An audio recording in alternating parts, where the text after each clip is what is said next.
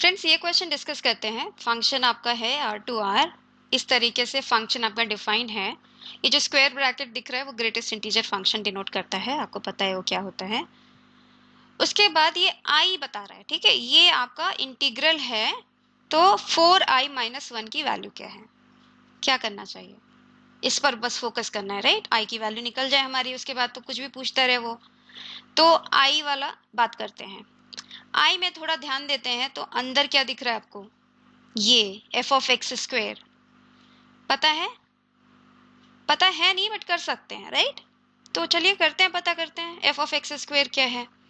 F of x तो आपको पता है, तो एफ ऑफ एक्स स्क्वेयर लिख लीजिए आप।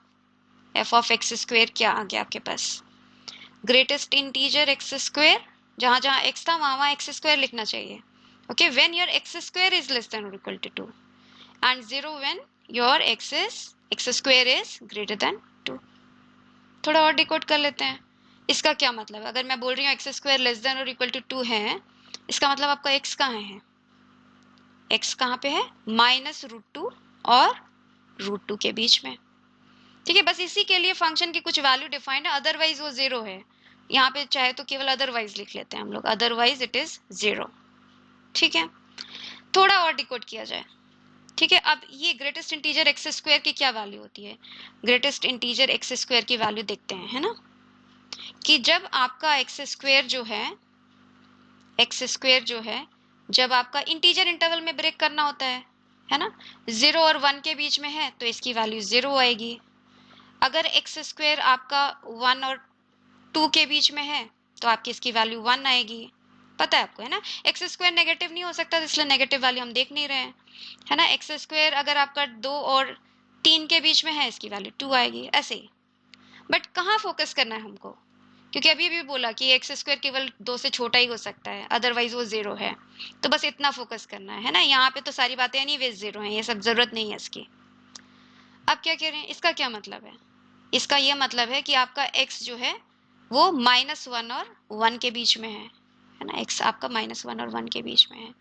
इसका क्या मतलब है कि आपका x जो है वो या तो 1 और √2 के बीच में है, या फिर आपका x जो है वो कहाँ है, -√2 और -1 के बीच में।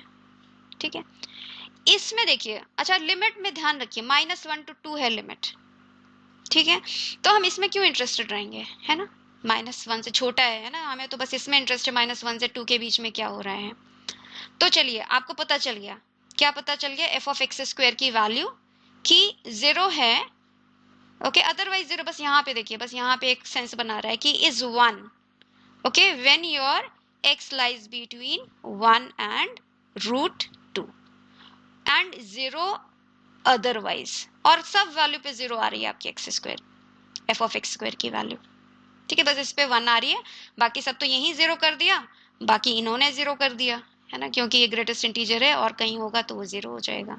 ठीक है, अब नेक्स्ट क्या चला जाए, इसका मतलब केवल आपको 1 और √2 के बीच में इंटीग्रेट करने का सेंस बनता है, क्योंकि बाकी लोगों पे तो आई की वैल्यू 0 हो गई, तो आप आई लिखिए अपना। ओके, अब आपका आई क्या हो गया, केवल आपको 1 और √2 तक में इंटरेस्ट है। ठीक है, और उसमें एफ ऑफ एक्स स्क्वायर की वैल्यू आपने ऑलरेडी बता दी कि 1 है। 2 प्लस अभी और बचा है ना, एफ ऑफ एक्स -1 की भी वैल्यू आपको निकालनी है। ये देखिए, आधी कहानी आपने कर दी है, ये बहुत छोटी सी रहेगी। एफ ऑफ एक्स प्लस 1 क्या लिखोगे आप, greatest integer x plus 1 when your x plus 1 is less than or equal to 2, 0 when your x plus 1 is greater than 2। इसका क्या मतलब है, x plus 1 greater than 2, कि x is greater than 1। ठीक है, तो x is greater than 1 पे तो ये 0 है। ठीक है, और कहाँ देख रहे हो आप, ग्रेटर देन 1 पे ही तो देख रहे हो, 1 से √2 के बीच में। तो क्या हो गया आपके एफ ऑफ एक्स प्लस 1 की भी वैल्यू क्या हो गई आपकी, 0।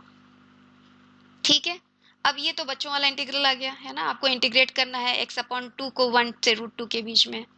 चलिए कर लीजिए ये भी, है ना, 1/2 को बाहर निकाल लिया, x²/2 1 से √2 के बीच में क्या आया, व्हाट इज दिस, 1/, चाहो तो 4 भी निकाल लो, ये भी 2 निकाल लो बाहर, सो 2 - 1।